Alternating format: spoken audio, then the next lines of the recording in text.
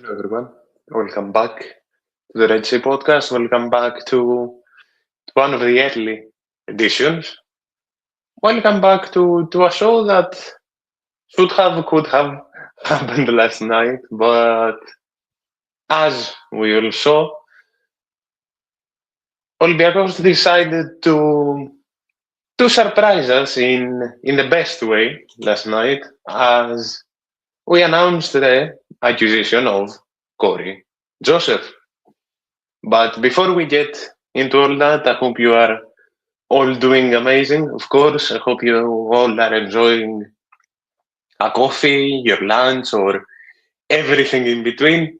And I hope you all have a nice day, whether you're watching this now or whenever you are. A small update on my end. As you all know, ever since Wednesday, our Instagram account has been suspended. We are working on it on the daily. Instagram does not have the best customer support. So we've gone, me and Gav have gone by different means to try and get a hold of Instagram. So with keeping everything in mind, we should have the account back early in the week. I'd be hoping. I would talk about within the weekend, but I'll be hesitant a bit still and say early in the week. Now, after that update of my annoyances, let's say, let's get into it. Cory Joseph, the veteran guard that out of seemingly nowhere signed for Olympiacos with no one really knowing, no rumors floating around, not even a word of a guard is gonna sign for us or anything. But if you take a step back and think about it, we're talking about a signing that makes sense.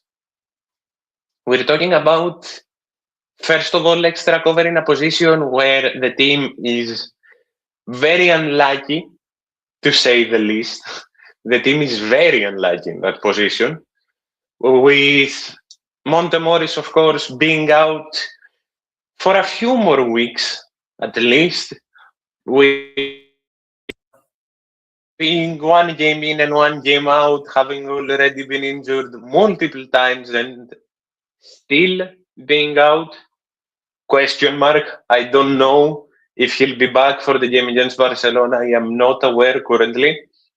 And the big need for a backup to Thomas Walkup, because we have already put a big burden on Thomas's back, and we've seen him have a major injury to his name as well. So we can't keep overworking Thomas Walkup. Cory Joseph is perhaps a blessing in disguise, and I'll talk about that in more detail. Of course, as I said yesterday, I did write an initial article on X about the player. So if you want some general info on what the player will bring to Olympiacos, do go check that article out. It's as condensed and as easy to read as I could make it. But we're talking about a player that was technically a free agent.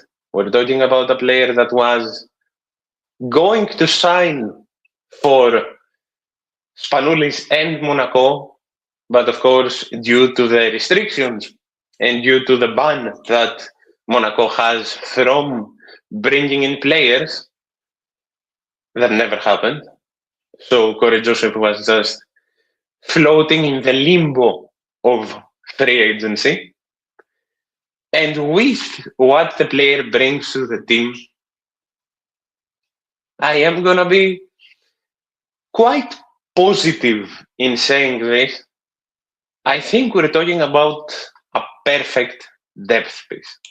And I couldn't agree more with this comment, first of all. Secondly, we're talking about a rare case from the NBA. Of course, it's a player that has 16 years of experience to his name. We're talking about a player that's won a chip with the team that drafted him, which of course is the San Antonio Spurs. That insane year of 2013-2014 where the Spurs won it, where he played a big part in the second unit of that Spurs team and closing out games, being there in pivotal moments and stuff like that. And we're talking about a rare case in the NBA because we're talking about a player that has leadership. You saw his teammates always say the best about him. A veteran leader, a player that's always close to the younger players, a very positive spirit, a locker room leader in general. And we're talking about a player that's coming from the NBA as a reliable piece and as a great defender. As I wrote yesterday in the article, people have described him not only as a disruptive defender, but a hounding defender as well. We're talking about a player that not only has the experience, but has the basketball IQ to top that experience, which helps with positioning, which helps with tracking players, which helps with both zone marking and man-to-man. You're seeing him take great advantage of playmaking. He is a pass-first player. That's why the main negative that he has is his offensive volume, quote unquote, but he makes up for it. He always has made up for it, both playmaking wise and both defensively wise. I wrote some stats down last night where the initial signing of the player was announced. But we're talking about someone that will not only benefit our front line, but we're talking about a guard that will give his all and more on both ends of the court. Now, there is a small asterisk to note down. It's that Cory hasn't been a regular for a while. Of course, his last 2 years with Golden State and Orlando haven't been great. He's been on a bit of a decline, which is it's normal for a 36-year-old. But his downgrade, and I'm saying that with a grain of salt, his downgrade in athleticism doesn't take away neither his experience, nor his basketball IQ, nor his hard work and natural ability. We're talking about a very hard-working player. We're talking about a very reliable player. And given that we're talking about an Olympiacos point guard, it's very, very important to note down that we're talking about a consistent player, not only quality-wise, but physicality-wise. Again, he may not be as impactful, he may not be as athletic as he was, but he's still reliable. There were 2 seasons which I did note down. Let me actually find them. I can't remember for the life of me right now. I have stats and stuff pulled up, but there were 2 seasons that Cory Joseph missed 0 games. There were 2 seasons. There they are. The 2017-18 and the 2018-19 season where Cory Joseph played all 82 games of the season.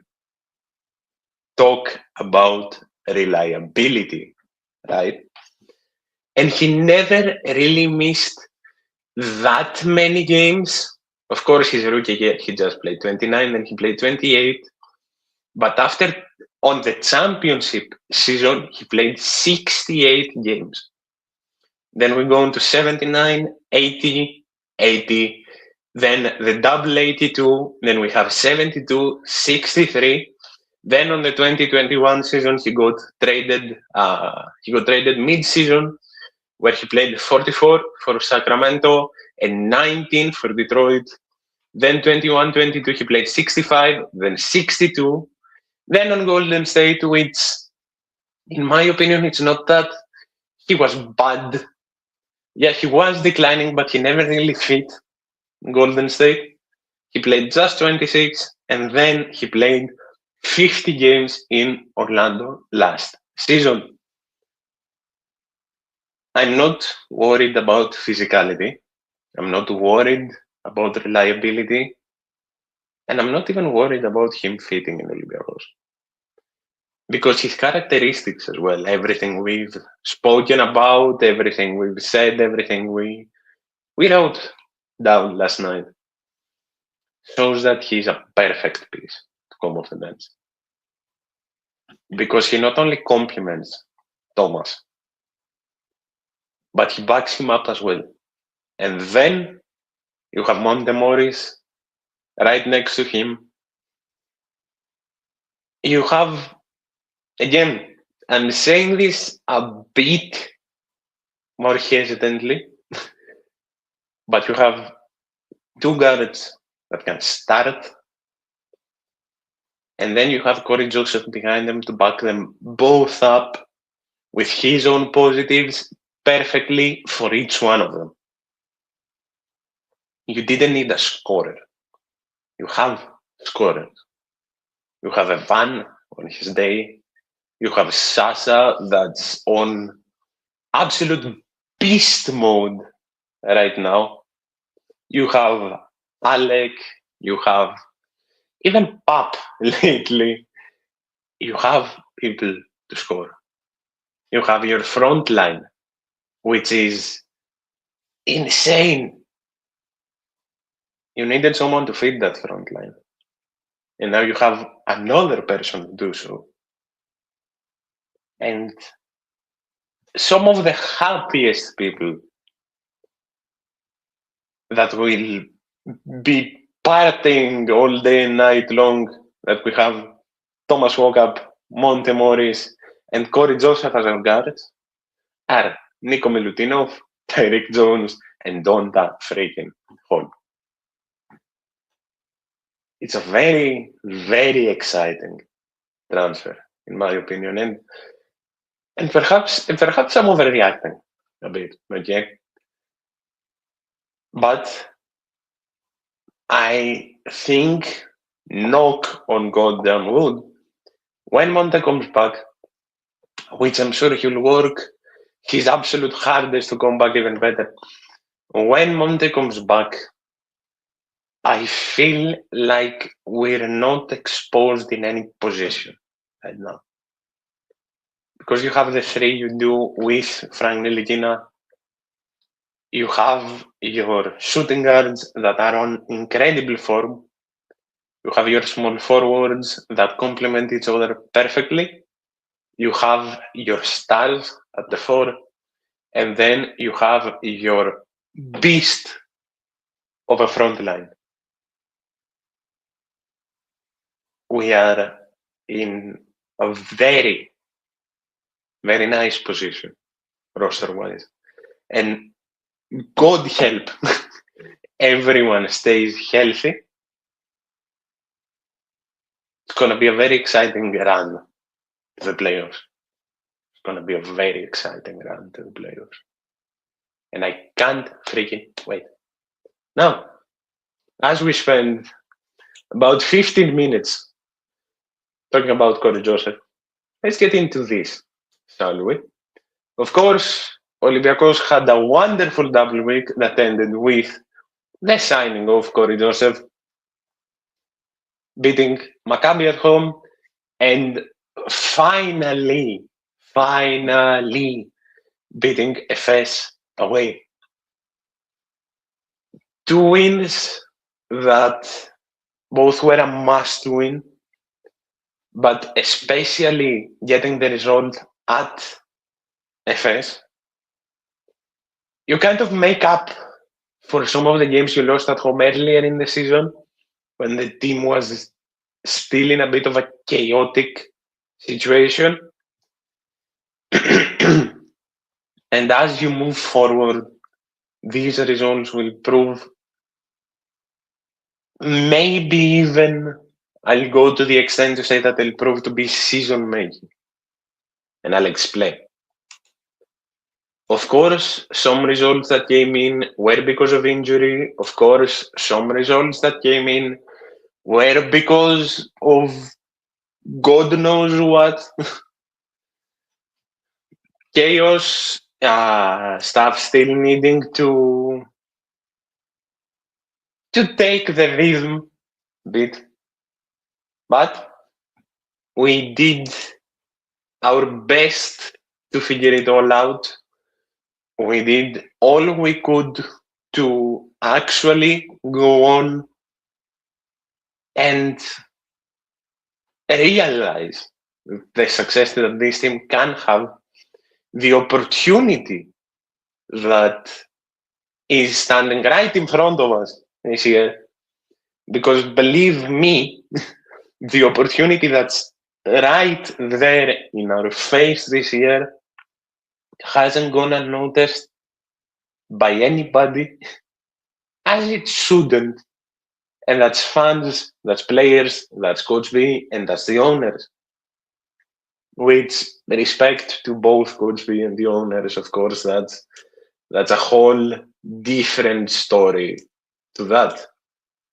But of course, starting off with the Maccabi game, it was a wonderful win of another game that hits 100, another game that hits a mark that we've been spoiled with a bit this season. A mark of a score that doesn't just prove strength.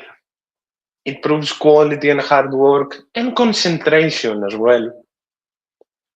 And despite the first quarter against Maccabi not really going our way, we come in the second quarter and absolutely destroy them.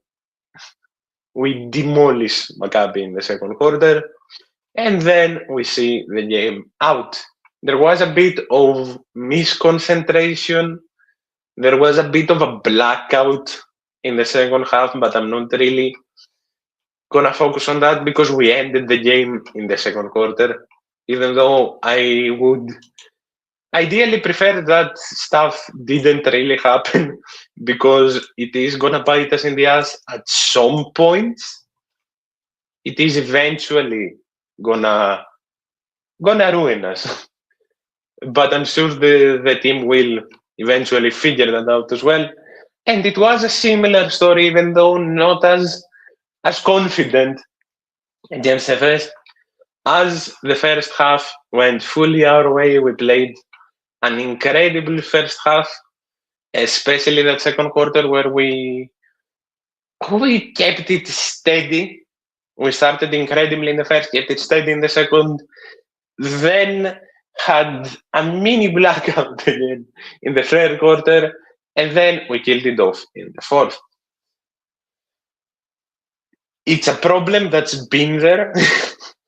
It's a problem that will probably continue being there. But it's a problem that can be fixed. It's a problem that will be fixed. And I feel like I at least think that it's deserved for us to start with this man. The entirety of the season, I've been yelling about Sasha Vezenkov. And I've said this before, I'll say it again, I'll say it as many times. Up until a point, I believe that Sasha himself demanded better of himself. Sasha himself demanded better of himself because he knew he could give better. Sasha demanded better of himself because he knew he could do better.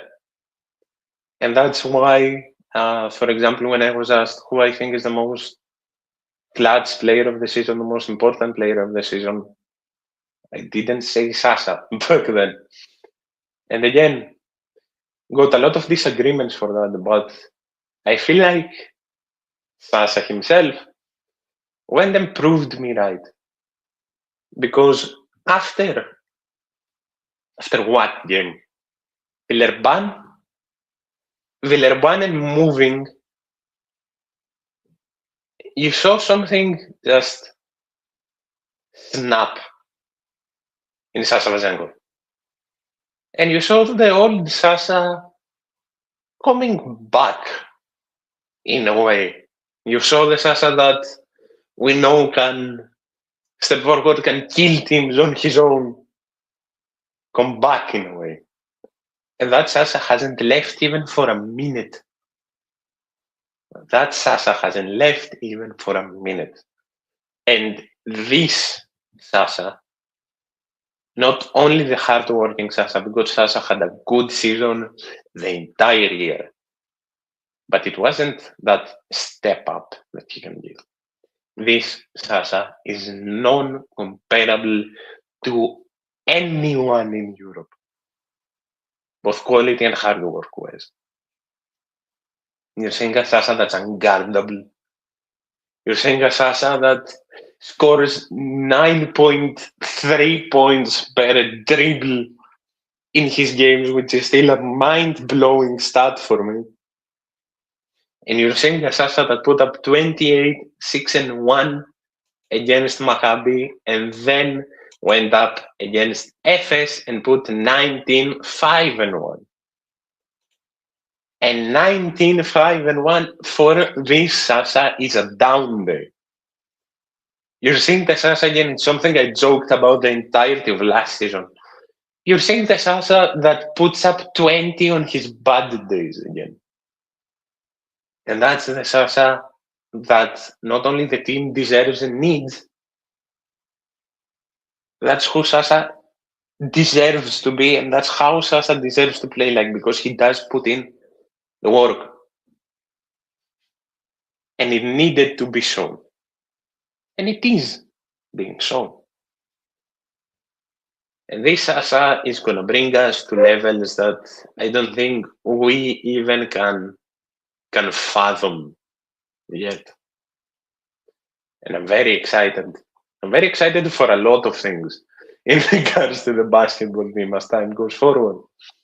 Now, another very interesting case is this man. Derek Jones finally, after 2 GBL games, made his Euroleague debut, and he showed exactly what we thought he would show. Incredible athleticism, already incredible passion, great chemistry with the team.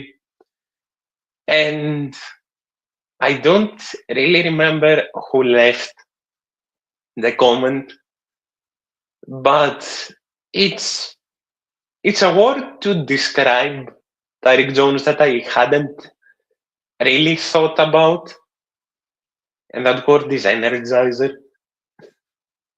And it makes total sense if you think about it, because along with Tyson Ward, you're seeing the effect that whenever Derek plays, he not only just brings up the entire team, you're seeing him bring up the fans as well.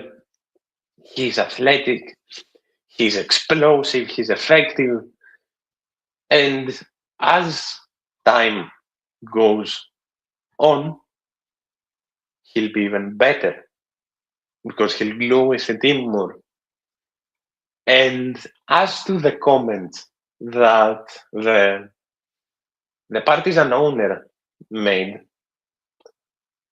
I will just say that partisan owner only made those comments, and you know what I'm talking about. You've seen the comment. Solely because he didn't play in Belgrade. If Tyreek played in Belgrade, I'm sure what would have been an absolute revenge game, he would have absolutely torn apart Partizan and said comment. Now, it's a shame that Partizan won't make. There's no way that Partizan will make the playoffs. Sadly, I wonder why. But yeah, before getting into a completely different type of rant, Tyreek put up some very, very good, very, very effective, very explosive, as I said, performances against Maccabi especially. Didn't really have a chance to put up much against Efes due to that second half general blackout. But again, a win is a win. And I'm sure we'll see a lot more stuff from Tyreek himself. Speaking of difference, speaking of explosive, and speaking of athletic, Donta Hall. What's there to even say about what we've seen from Donta Hall? We've seen a player that ever since we got the announcement that we are indeed bringing in Tyreek Jones, you've seen a player that seems not just way more confident with himself. You're seeing a player that's taking advantage of his positives, of his game, way easier. And you're seeing a player that, after a massive dip in form and after a lot of mistake-filled games, you're seeing an effective player. And you're seeing an addition to a front line that's already consisting of Nico Milutinov and Tyreek Jones. That that adds not just unbelievable quality. Apologies for Gizmo going insane as usual. That doesn't just add unbelievable quality. He adds something that's perhaps uncomparable to not only the other two, but the rest of the league as well. You're adding a third piece that could easily start for half the league, if not more. And I don't think there is any debating that. I don't think there's any debating that Donta Hall starts for a lot of Euroleague teams. And again, it's not solely the fact that he's been more confident. It's not solely the fact that he's been better. He's been more effective. And you're seeing a Donta Hall that put up 7-4 in 10 minutes. It's exactly what we were saying when Tyreek first came in. You have a player that's going to play 5-10 minutes max when both Milu and Tyreek are healthy. He's going to play 5-10 minutes max in the game. And he's going to give you 10 points and 5 rebounds. And he played 10 minutes against Maccabi, and he gave you 7 points on 100% and 4 rebounds with zero turnovers. And again, that's Donta Hall we're talking about. And against Efes, when, of course, he needed to play a lot more, he played 20 minutes, split the game in half with Tyreek Jones gave us 10 points, 7 rebounds, and 2 blocks. So you have a player that's not only just effective, not only just more confident, but you have a player that, may not be able to stand as a starter here. But you have a third piece that when needed, when hopefully it's not a lot of times, but when one of the two main pieces of your team isn't healthy, he can jump up to second choice again and easily give you 20 effective minutes, given he's on his day. Well, lately, he is on his day.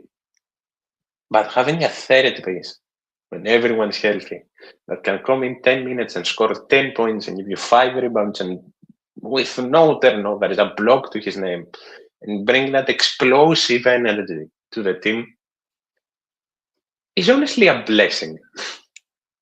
And again, I feel like people are underestimating how much quality is in our depth this season. And I feel like people are underestimating as well that we are fixing the summer's mistakes. And that doesn't happen often here. We are fixing the summer's mistakes. We have fixed the summer's mistakes. That's not easy to do, but we've done it. And again, respect for that needs to go to everybody. No exceptions. Now, speaking of reliability, speaking of consistency, speaking of being irreplaceable, Thomas Wogab.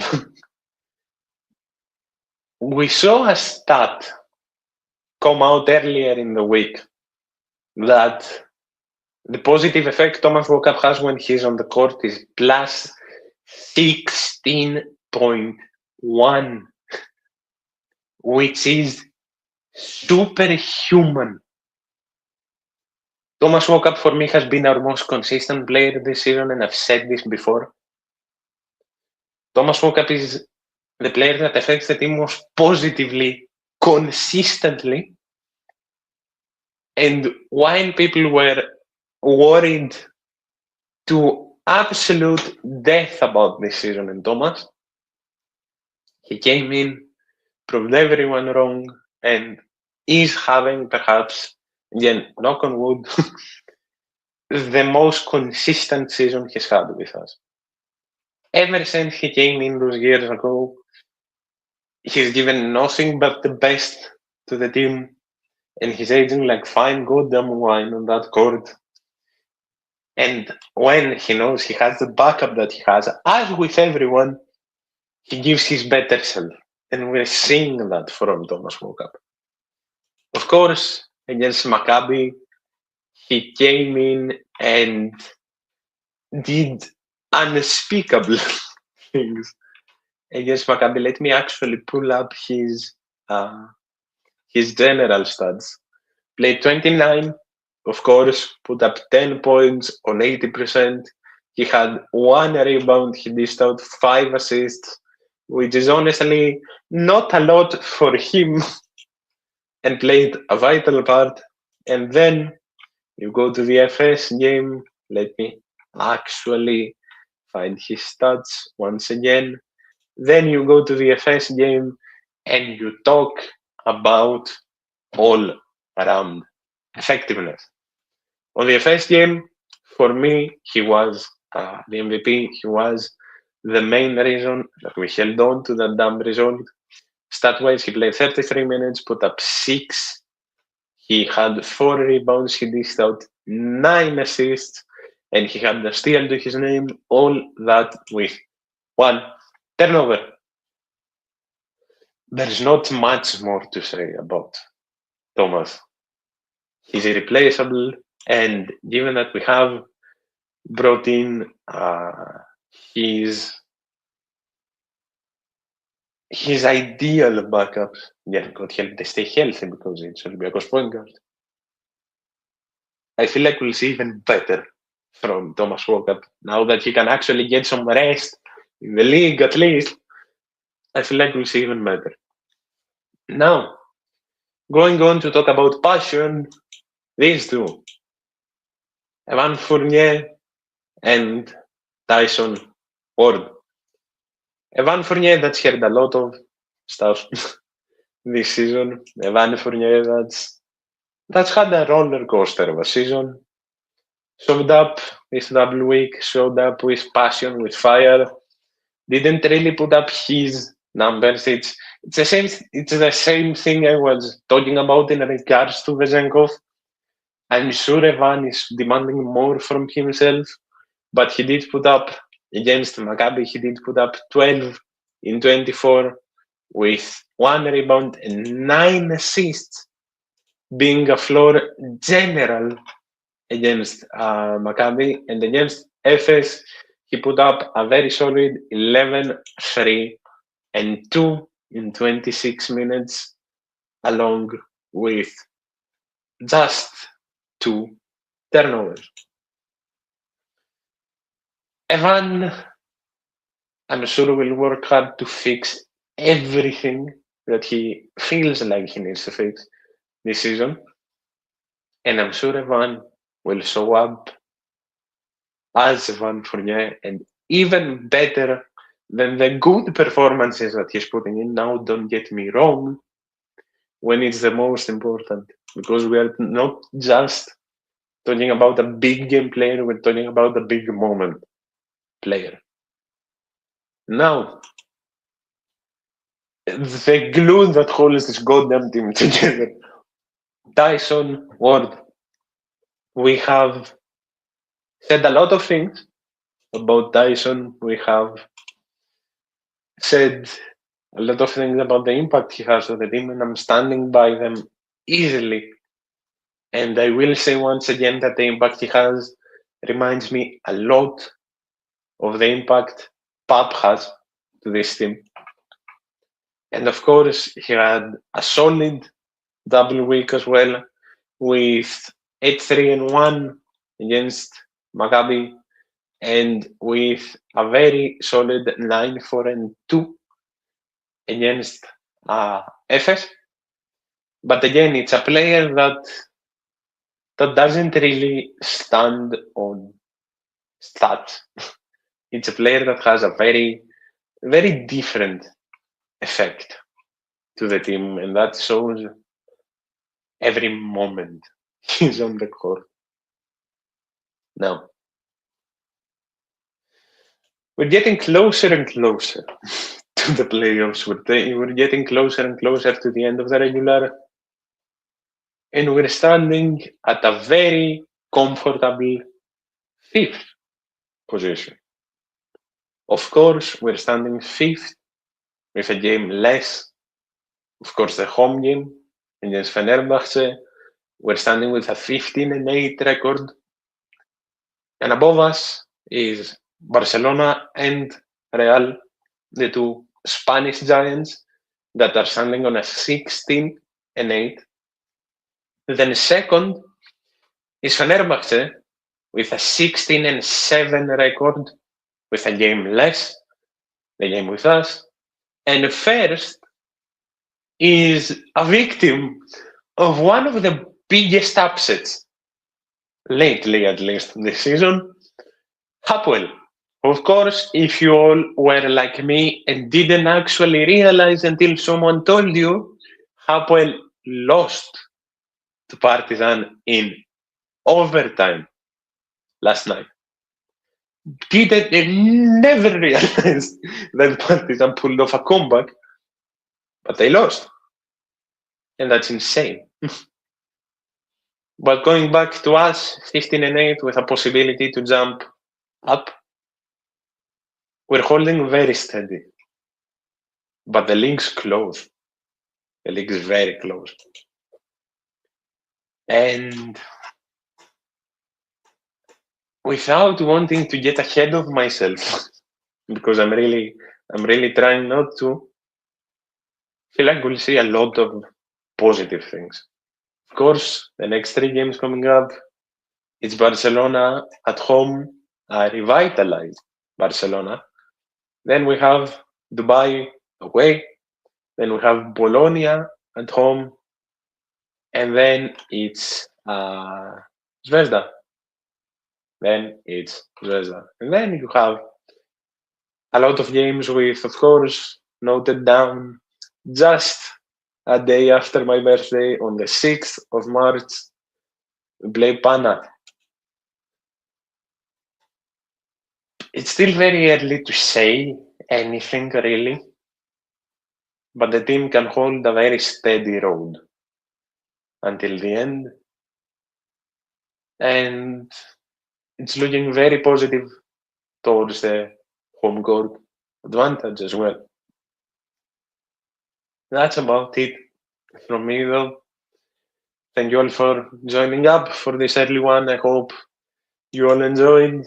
I hope I covered even more questions. In regards to Cory Joseph, again, go check out the article if you want to read a bit more. For now, I am active on Twitter. I'm active on here, of course. I'm active on TikTok. I'm active on Spotify. And I'm active on Blue Sky as well. While I am trying to figure out what's happening with Instagram. If I am to make a backup, of course I will let you all know. I'm just tentative on it, given I don't want Instagram to flag an account down again wrongly and for me to lose my main one for good without the appeal even getting processed. So I'll keep giving you all updates. Just know that while we are covering everything, a lot of work is being put up in the background in aims to get everything back up and running. We'll fix that up, and then everything will be back with you, of course. As always, thank you all, and I will more than likely see you tomorrow for our usual Super League recap. Thank you.